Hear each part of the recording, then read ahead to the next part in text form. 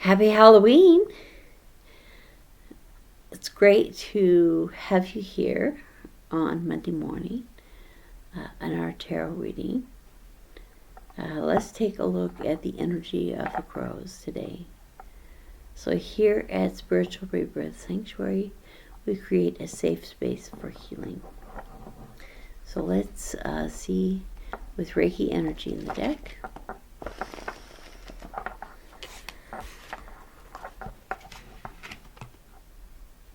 Injure. Safe space for healing. So here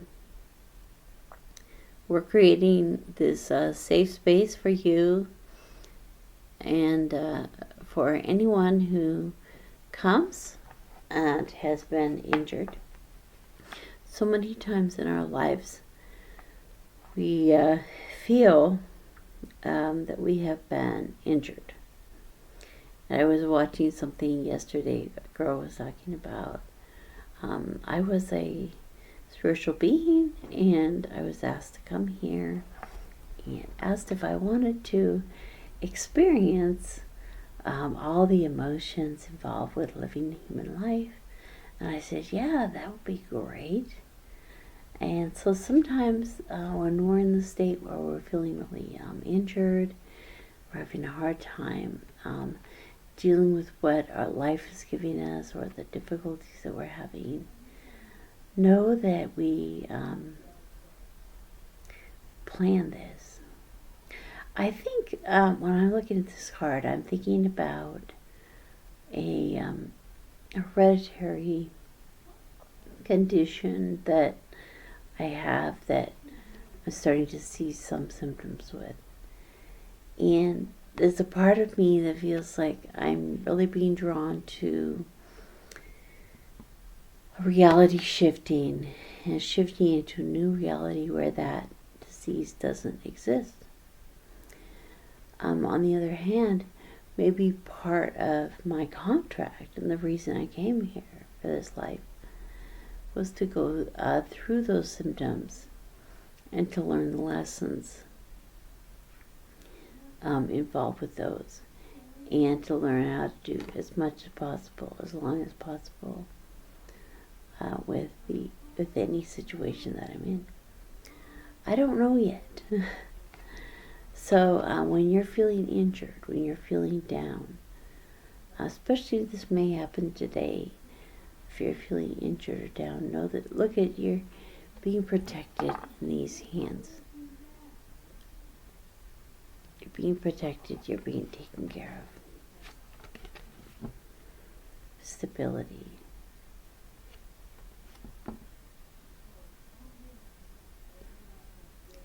So part of being protected at this time is to create a place of stability. So today, as you are experiencing the day, build yourself some stability. Just like this crow is building his nest, build some stability in your life. Let's see what other messages there are. Open-hearted. So even when we've been hurt, when we've been injured, learning how to keep our heart open and to keep it protected and beautiful, that what we are offering to the world is a real open-heartedness. This particular card, it has the white roses, and lately I've been really connecting with the energy of the white rose. The energy of the white rose can help us keep our heart open. It's also interesting that these crows are flying out of the heart. It kind of reminds me of that, like there's that pie that when you cut it open, all these magpies fly out. I don't know, for some reason it made me think of that in that story. And it's kind of like a surprise. Like, boom, whoa, that happened. So maybe it's the surprise that, no matter what you've been through, what kind of injury you've had, what kind of trauma or difficulty, you're keeping your heart open. Keep your heart pure, and you have done that, and you are doing that. So no matter what you've gone through, you can keep that openness. Another way to keep this openness is to spend time in nature. So in this card, I feel like it's reminding us that everything is fleeting and everything changes, because the seeds here, when you blow on these seed pods, the seeds go out around the world, and they're very fragile. And so there are many things in nature that remind us that it's okay to be fragile, that life is fragile. And to learn how to allow our fragile hearts to remain open, even when there's pain. Influence. Okay, so when you're dealing with pain, sometimes you get led to other influences in your life, drugs and alcohol, smoking, different things that change or alter you, put you in a different state. And so sometimes we can really judge ourselves for the things that we have done or are doing that aren't the best for us, that we're trying to use to help us deal with the insecurity and the injury that we've had. But don't judge yourself. Know that a lot of times the kinds of things that you've maybe done, the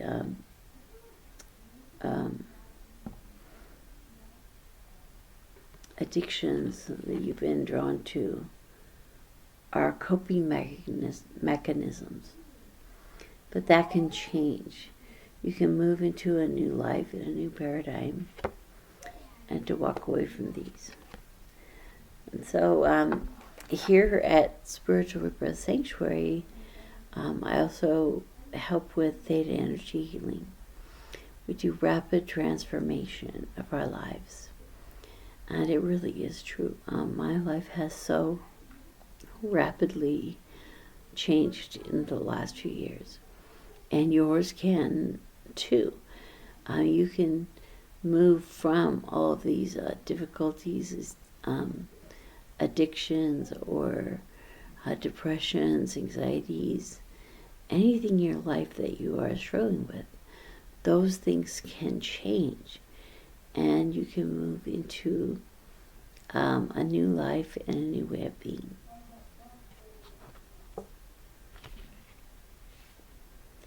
Battle. So I feel like in this, sometimes we have to stand up for ourselves, and it's okay. We don't need to judge ourselves for our actions. There's times when standing up for ourselves makes us feel like we've really hurt somebody else, or had to have conflict in our life that maybe we didn't want to have. But that might be part of the healing process, to really express ourselves, to know what we can handle. There might be situations that we need to walk away from, so that we don't end up in this kind of a conflict, that we can maintain that stability. Identity. So part of overcoming this pain that we've had in the past is actually forming a new identity. So I've been taking this course. It's called reality mastery, reality creators with Quasi.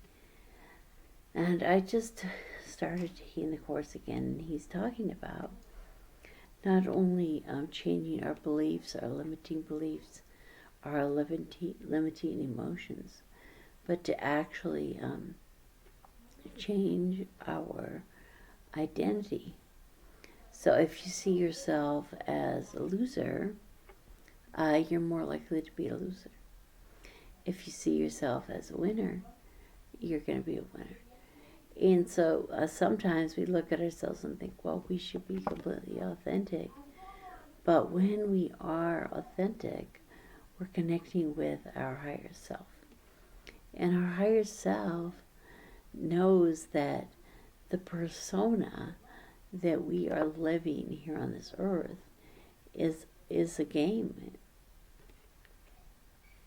This persona here is a game.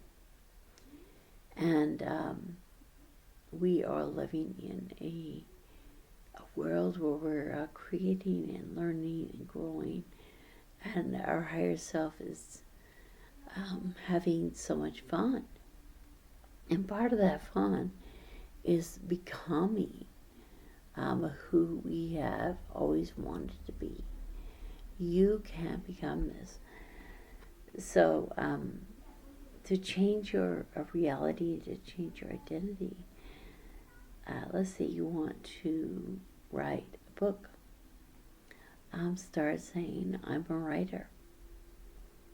And next thing you know, you'll start writing the book.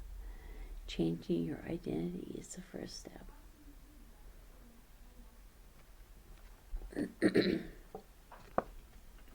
It really isn't inauthentic, because your authenticity really comes from the inside. But the person, you can be an authentic, loving person and be a mom. You can be an authentic, loving person and be a dentist. You can be an authentic, loving person and be a highly successful business person. So that identity can be changed. It can be molded, modified into what you want it to be. Exposed. So in this process, you might feel a little exposed, but that's okay. Let yourself be a little exposed, a little vulnerability, and allow the angels, the masters, the universe, whoever you relate to, God, to come and protect you in that vulnerability and in that exposed state. Forgiveness. I love this card. Again, it has the white rose energy. It has the feathers. It has the key. It's like it's everything you need to really have that forgiveness in your heart and in your life.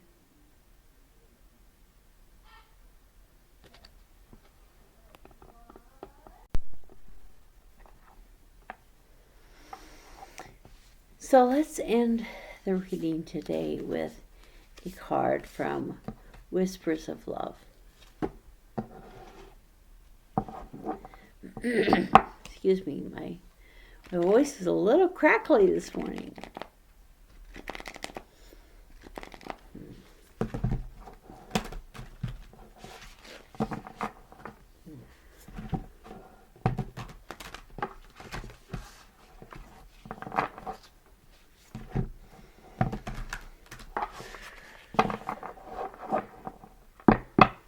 All right, Reiki energy in the deck.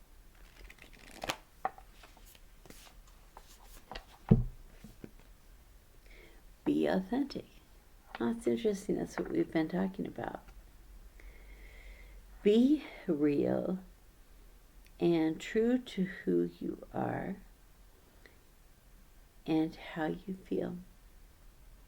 So part of truly loving yourself and loving the world, loving others, is to be your authentic self, to know who you are on the inside. So like I was saying before, you can create an identity of a person who has good habits, who has good skills. You can create that person who you want to be. That's not anything to do with authenticity. You could be authentically loving and kind, generous and pure. Be real and true to who you are. So your authentic self, your true authentic self, is not somebody who is so depressed that they have a hard time waking up in the morning. And I am the first person to have had to deal with that on an entire lifetime basis. And when you deal with depression, that really isn't your true and authentic self. The more I have found my true and authentic self, it is that positive human being inside. And so that's really exciting. So this is like the perfect card to come out, because here we are talking about authenticity and how we can choose how to change our identity into that perfectly beautiful, authentic person. Let's look at one more. Focus on love. Look for the good in everyone. This is one of the hardest things to do. And this includes ourselves. Can you look at yourself and look for the good? No matter what you're doing at the time, who you're being, how you're acting. Can you look for the good and the love in yourself? Can you look for the good and the love in everyone else around you? There are some people who maybe have done some actions that are things that you've set boundaries and said, I can't have this action anymore in my life. And that's okay. And yet at the same time, we can have love and kindness and compassion in our hearts for those people. And here she's connecting with the dragon. So what does the dragon do for you? What does it mean to you? Is it a way of seeing yourself more clearly? Is it connecting with the dragon? The dragon energy is very powerful energy you can connect with. Seeing the magic and miracles in life. So take a look at that image and see what it means to you.